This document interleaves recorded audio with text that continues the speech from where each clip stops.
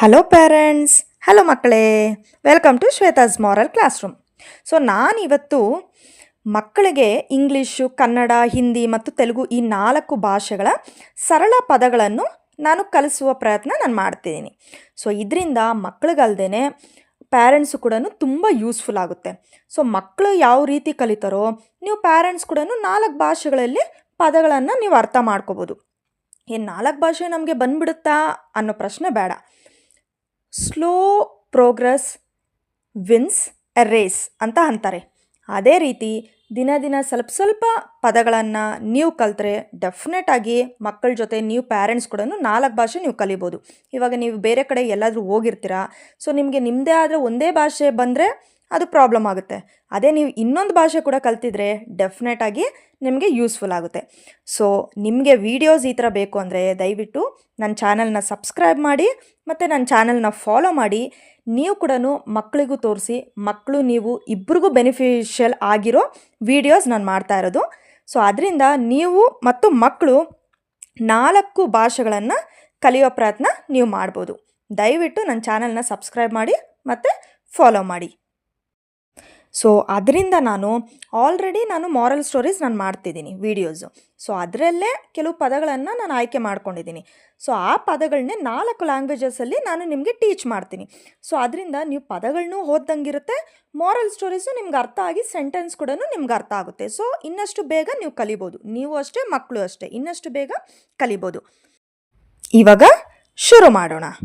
ಮೊದಲನೆಯದು ಇಂಗ್ಲೀಷ್ನಲ್ಲಿ ಬಾಯ್, ಕನ್ನಡದಲ್ಲಿ ಹುಡುಗ, ಹಿಂದಿನಲ್ಲಿ ಲಡಕ, ತೆಲುಗಿನಲ್ಲಿ ಅಬ್ಬಾಯಿ. ಎರಡನೆಯದು ಇಂಗ್ಲೀಷ್ನಲ್ಲಿ ಮದರ್, ಕನ್ನಡದಲ್ಲಿ ಅಮ್ಮ, ಹಿಂದಿನಲ್ಲಿ ಮಾ, ತೆಲುಗಿನಲ್ಲಿ ಅಮ್ಮ. ಮೂರನೆಯದು ಇಂಗ್ಲೀಷ್ನಲ್ಲಿ ಮೊಬೈಲ್, ಕನ್ನಡದಲ್ಲಿ ಮೊಬೈಲ್, ಹಿಂದಿನಲ್ಲಿ ಮೊಬೈಲ್, ತೆಲುಗಿನಲ್ಲಿ ಮೊಬೈಲ್. ಇದೊಂದೇ ಪದ ನೋಡಿ, 4 ಲ್ಯಾಂಗ್ವೇಜಸಲ್ಲಿ ಒಂದೇ ಪ್ರೊನೌನ್ಸಿಯೇಷನ್ ಬರೋದು. ಇವಾಗ 4ನೆಯದು ಇಂಗ್ಲೀಷ್ನಲ್ಲಿ ಗೇಮ್, ಕನ್ನಡದಲ್ಲಿ ಆಟ, ಹಿಂದಿನಲ್ಲಿ ಖೇಲ್, ತೆಲುಗಿನಲ್ಲಿ ಆಟ. 5ನೆಯದು ಇಂಗ್ಲೀಷ್ನಲ್ಲಿ ಸ್ಟಡಿ, ಕನ್ನಡದಲ್ಲಿ ಓದು, ಹಿಂದಿನಲ್ಲಿ ಪಡಾಯಿ, ತೆಲುಗಿನಲ್ಲಿ ಚದುವು. 6ನೆಯದು ಇಂಗ್ಲೀಷ್ನಲ್ಲಿ ಔಟ್ಸೈಡ್, ಕನ್ನಡದಲ್ಲಿ ಹೊರಗೆ, ಹಿಂದಿನಲ್ಲಿ ಬಾಹರ್, ತೆಲುಗಿನಲ್ಲಿ ಬಯಟ.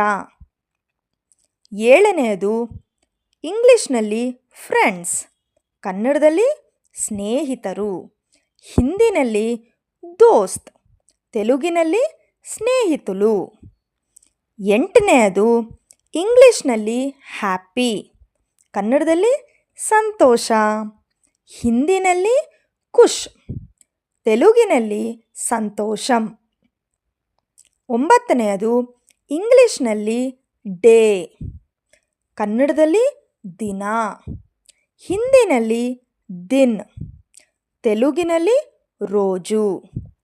10ನೆಯದು ಇಂಗ್ಲೀಷ್ನಲ್ಲಿ ಲಿಸನ್, ಕನ್ನಡದಲ್ಲಿ ಕೇಳು, ಹಿಂದಿನಲ್ಲಿ ಸುನಾನಾ, ತೆಲುಗಿನಲ್ಲಿ ವಿನಡಮ್.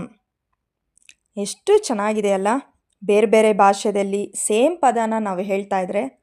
ಸೊ ದಯವಿಟ್ಟು ನನ್ನ ಚಾನಲ್ನ ಸಬ್ಸ್ಕ್ರೈಬ್ ಮಾಡಿ, ನನ್ನ ಚಾನಲ್ನ ನೋಡ್ತಾ 4 ಭಾಷೆಗಳನ್ನು ಕಲೀರಿ. Thank you, bye.